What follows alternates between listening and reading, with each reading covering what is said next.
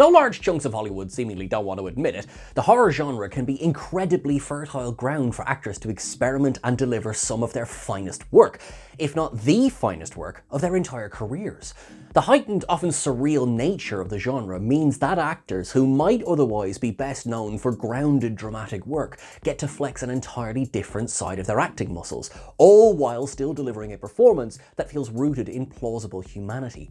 And that's absolutely true of these 10 actors, each of whom just gave the strongest performance of their career in a horror movie. While Demi Moore's Best Actress nomination for The Substance last year might well indicate that the tide is slowly turning in favour of horror, it still goes without saying that most, if not all of these performances will end up ignored by major awards bodies.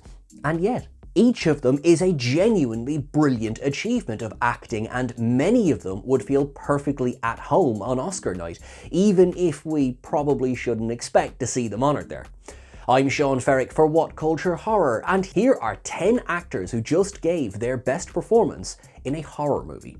Michael B. Jordan, Sinners. Michael B. Jordan has a bevy of brilliant performances to his name, several of them courtesy of filmmaker Ryan Coogler, namely Fruitvale Station, Creed and Black Panther. But in their latest collaboration, Sinners, he took things to a whole new level. Playing twin characters is a challenge for an actor, to ensure these two characters feel distinct despite being played by the same person, and it's a task that Jordan gamely rises to.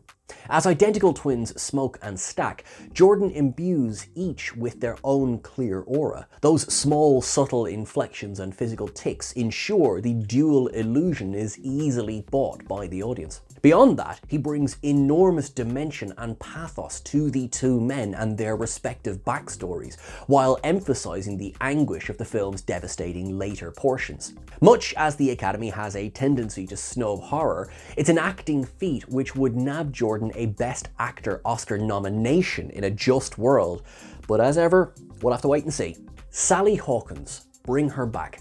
It hardly surprised anyone that Sally Hawkins gave an exceptional performance in Bring Her Back, considering she has 2 Oscar nominations, 2 BAFTA nominations, a Golden Globe win, as well as 2 additional nods, and an Independent Spirit Award nomination. Though Hawkins is rightly lauded for her work in Happy Go Lucky, Blue Jasmine, and The Shape of Water in particular, Bring Her Back sees her showcase a wholly different side of her acting repertoire. Hawkins manages to bring dimension out of a seemingly monstrous character, making twistedly grieving Mother Laura both innately sympathetic and ultimately terrifying. Hawkins' portrayal of grief feels as authentic as it would in a non-genre drama film, and yet as Laura's more malevolent intentions soon become clear, she's a legitimately frightening figure. In many respects, it's a performance that rather exploits Hawkins' tendency to play peppy, warm characters, flipping that typicality on its head to make Laura's sick determination to resurrect her dead daughter that much more shocking. Jai Courtney, Dangerous Animals. Who could have possibly expected Jai Courtney, of all actors, to give one of the best horror movie performances of the year so far? Though Courtney spent far too many years being shoved down our throats in blockbuster franchises he was wholly unsuited for, like Die Hard and Terminator, in more recent years he's proven himself a dab hand at playing violent psychopaths in his native Aussie twang. And, as Tucker in Dangerous Animals, Courtney portrays one of the most detestable serial killers the genre has seen in quite some time. A card-carrying sicko who doesn't just feed tourists to sharks, but also films it for his own gratification. Courtney does a fantastic job of making Tucker easy to loathe and also intensely terrifying, his physicality frequently crowding the frame as he pursues protagonist Zephyr, played by Hassie Harrison. And yet, despite his horrifying vocation, Tucker is also a darkly amusing character at times, the script and Courtney helping imbue him with considerable personality beyond murderous maniac stereotypes. It's easily Courtney's finest work to date, and proves that he's got far more to offer than his bland earlier tentpole work would have ever indicated. Sophie Thatcher, Companion. Sophie Thatcher is one of the most intriguing actors of her generation, having risen to prominence through her terrific performance as a young Nat in Yellow Jackets, and her fine work in the A24 horror thriller Heretic. But Thatcher impressively outdid all this in Companion, where she plays Iris, a young woman who is soon enough revealed to be a companion robot belonging to Josh, played by Jack Quaid. What's really stunning here is the layers of Thatcher's performance. She initially needs to play a robot who doesn't know she's a robot, and then switch gears entirely once the truth is revealed. Thatcher then needs to capture the complexity of a machine coming to terms with their own artificial existence, and that's without even getting into the many technological tricks thrown into the mix in the film's second half. It's a genuinely brilliant feat of actorly plate spinning, and one that's sadly fallen upon too many deaf ears this year so far. Without her sublime work, Companion's more daring moments would be considerably tougher to accept. Theo James, the monkey.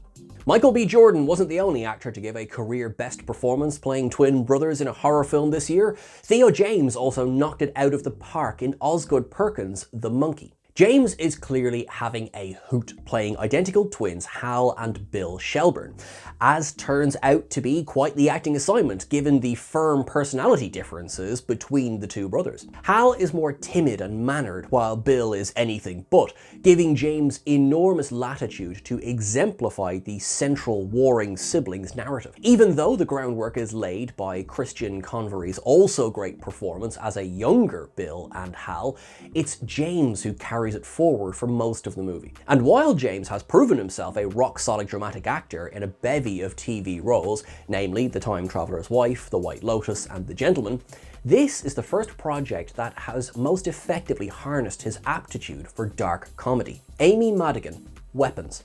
Here's something just about nobody expected from Zach Cregger's Weapons. Veteran actress Amy Madigan showing up totally out of nowhere and damn near running away with the entire movie. Madigan plays Weapons' witchy antagonist Aunt Gladys, appearing near unrecognisable throughout in a wig, giant glasses, smeared makeup, and garish clown-like clothing. Beyond being a mind-bogglingly transformative performance, it's also completely terrifying, Madigan making Gladys one of the most eerie horror villains of the past decade, enough that there are passionate calls for the actress to receive a Best Supporting Actress Oscar nomination. Madigan is a well-fated actress in her own right, and no stranger to awards attention, having a Golden Globe win and nominations at the Oscars, Emmys, and Independent Spirit Awards to her name. But in Weapons, she does something even more magnificent. Considering how the vast majority of screen witches are of the dead ordinary generic sort, for Madigan to take Gladys and make her such a distinctive, unforgettable horror villain is a staggering, career-topping achievement, regardless of whether the Academy does indeed recognise it. Richard Harmon, Final Destination, Bloodlines. Richard Harmon is primarily best known for his performances in TV shows The Killing, Continuum, and The 100, but he well and truly raised his game with his star-making turn as Eric Campbell in Final Destination, Bloodlines. Though at first Eric appears to be a pretty typical wisecracker whose demise can only come too soon, Harmon's unexpectedly charming performance ultimately makes Eric the film's easy fan favourite. This is in large part because of the mid-film twist, where Eric is revealed to be the product of an affair and therefore not part of the doomed bloodline, putting him in the unique position of fighting to save his family from death. Thanks to Harmon's performance, Eric is a super likeable character, and one who fans were devastated to see killed off during the film's unforgettably insane hospital sequence. Though we sadly won't see Eric back in future Final Destination movies, Harmon's work here seriously raised his standing as an actor. Ray Nicholson, Borderline. For all the understandable pushback against Nepo babies in Hollywood, an actor like Ray Nicholson has an almost impossible shadow to try and move out from under, given that he's the son of one of the greatest actors who've ever lived, Jack Nicholson. And while the 33-year-old actor is still firmly in the stages of becoming a name player in his own right, he did himself a huge solid with his hypnotically brilliant performance in the recent horror thriller Borderline. Nicholson plays Paul Dwerson, an obsessive fan of pop star Sophia, played by Samara Weaving, who breaks into her home amid the delusional belief that they're to be married. Nicholson has obviously been able to learn his craft from the best, but even so, this is a uniquely twisted performance that skirts nimbly on a tonal razor's edge, pinballing between terror and perverse amusement at a moment's notice. Though the film as a whole is a bit of a mess, Nicholson is firing on all cylinders here, suggesting he's got quite the career ahead of him. Alison Brie and Dave Franco together. Alison Brie and Dave Franco are absolutely terrific as supernaturally embattled couple Millie and Tim in Together, who, in the midst of reconsidering their relationship, must also reckon with the fact that they're being literally pulled together by a mysterious force. Alison Brie is a fantastic actress with a bevy of killer performances to her name, notably in TV shows Community, Mad Men and Glow, and the film Horse Girl, but she's never had an opportunity quite like this before. Between the emotional demands of the straight-laced relationship drama and the more heightened otherworldly torment, it's an impressive high-wire act, and one enhanced by her undeniable chemistry with real-life husband Dave Franco. Franco has meanwhile given strong performances in The Disaster Artist, If Beale Street Could Talk, and Love Lies Bleeding, but never a front and center tormented co-lead quite like this. It's a film that wouldn't work if either central performance wasn't perfectly pitched, and yet together they present one of the most fascinating and perhaps relatable relationship dynamics in any recent horror film. Chris Sullivan, presence. Finally, we have what's arguably the single most underappreciated horror movie performance of the year so far. Chris Sullivan in Steven Soderbergh's experimental genre piece, Presence. Of course, Presence is really more horror adjacent than a flat-out horror, regardless of how the marketing sold it. But in a film led ably by Lucy Liu and Kalina Lang, it's Sullivan who turns out to be its secret weapon. As Chris, the father of the protagonist Chloe, Sullivan is an unexpectedly warm presence throughout the film, desperate to keep his family unit together and in turn one of the coolest, most likable movie dads in recent memory. Sullivan has a number of great TV roles to his name, particularly in Soderbergh's The Nick and his Emmy-nominated work in This Is Us, but here he very much feels like the glue holding it all together. It's not a flashy or over-the-top performance in the slightest, but he injects the film with so much humanity even in its flakier moments.